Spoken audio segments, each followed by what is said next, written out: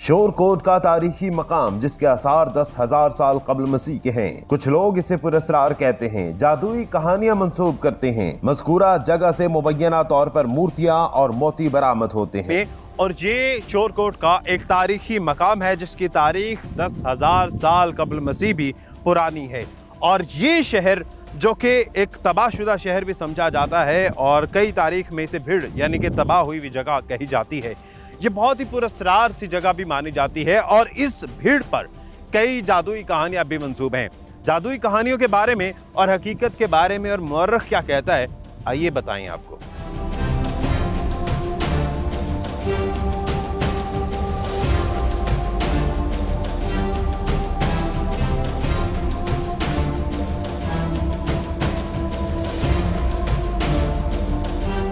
दस 10,000 साल कबल मसीह पुराना ये शहर जब खंडर की शक्ल यानी कि मिट्टी की शक्ल में है, यहाँ पर सुमेरी कबीला आबाद हुआ था और मुअर्रिख ये बताता है कि यहाँ पर आशूरियों ने भी बसेरा किया। इसके अलावा यहाँ पर दावड़ भी बसते रहे थे। और तारीख तो ये भी बताती है कि 325 कबल मसीह में सिकंदर आज़म यानी कि अलेक्जेंडर भी यहाँ पर आया था और यहीं से ही उसका गुज़र हुआ था।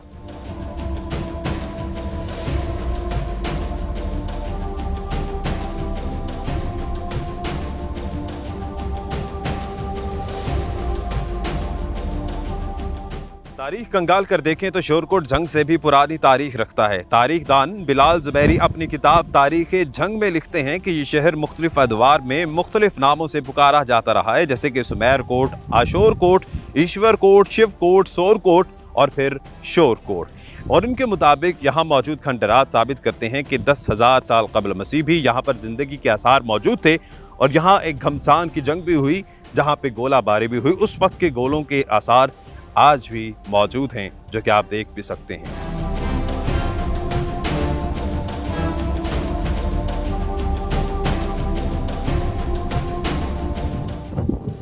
इस खामोश शहर से आज तो सिर्फ इस आबाद शहर का नज़ारा किया जाता है, लेकिन मुअर्रिख ये भी बताता है कि फ़िरौन सास्तिरस नामी एक सिपा सालार था जिसने इस शहर को आबाद किया था और अपने खुदा के नाम पर इसका शहर का नाम रखा था, यानी ईश्वर कोट जब तब्दील होता होता शोरकोट बन चुका है। तारीख ये भी बताती है, जिस तरह से पहले भी मैंने आपको बताया कि सिकंदर आज़म यहाँ पर आया था। 2 माह तक मुअर्रिख ये बताता है कि वो यहाँ पर जंग लड़ता रहा। इसे जब फतह ना कर पाया तो गोलाबारी की, जिसके बाद शहर की हालत ये हो चुकी थी। उसके बाद अब तक कुछ यहाँ के पुराने बुज़ुर्ग भी बताते हैं कि यहाँ से मूर्तियाँ निकली हैं, पुराने बर्तन निकले हैं। हमने कोशिश भी की है कुछ ऐसे लोगों से मिलने, लेकिन अब चूँकि कुछ चीज़ें ऐसी हैं जो आसारे कदीमा के पास जा चुकी हैं, कुछ चीज़ें ऐसी हैं जो लोगों ने छुपा ली हैं। सुलेमानी मोती निकलते हैं जी, तेरा मूर्ति निकलती हैं, तांबे के सिक्के, इस किस्म की कोई कच्चे भांडे भी मिलते हैं। इस किस्म की चीज़ें यहाँ से भेड़ से मिलती हैं। जब बारिश आती है ना तो लोग आते हैं ऊपर देखते हैं, उन्हें कोई ना कोई चीज़ मिल जाती है। सिक्के मुझे मिले हैं तांबे के, अब भी मेरे पास पड़े हैं कुछ सिक्के, लेकिन जंग आलूदा हैं, साफ क्लियर नहीं है।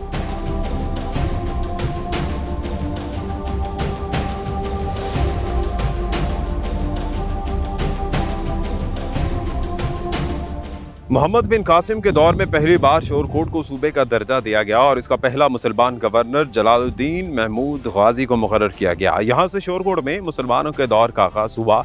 मोहम्मद बिन कासिम के अलावा ये इलाका अब्बासी और फातमी खिलाफतों का भी हिस्सा रहा है। मुअर्रिख बिलाल ज़ुबैरी लिखते हैं कि मुग़ल बादशाह शाहजहां के अहद में शोरकोट, जंग और कोट करोड़ को सूबा मुल्तान में शामिल कर दिया गया था। तारीख के बारे में तो हमने बताया आपको, लेकिन कई जादुई कहानियाँ भी और पुरअसरार किस्म की कहानियाँ मशहूर हैं और बल्कि मंसूब की गई इस जगह से।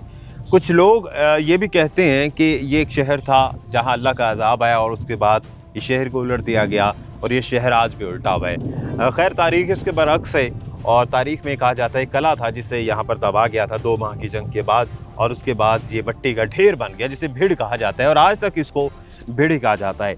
यहाँ के लोग सदियों पुरानी बातों को मानते हैं और समझते हैं कि ये हकीकत है, और यहाँ के लोगों का मानना है कि ये शहर उल्टा था और उसके बाद जो यहाँ के लोग थे उनकी आसार, उनकी चीज़ें आज भी यहाँ पर मौजूद हैं। जब भी बारिश होती है तो यहाँ पर लोग इकट्ठे होते हैं। इसी के साथ ही अपने मेज़बान दानिश हुसैन को इजाज़त दीजिए। एक नई वीडियो के साथ वापस आएंगे। अल्लाह ने के बाद।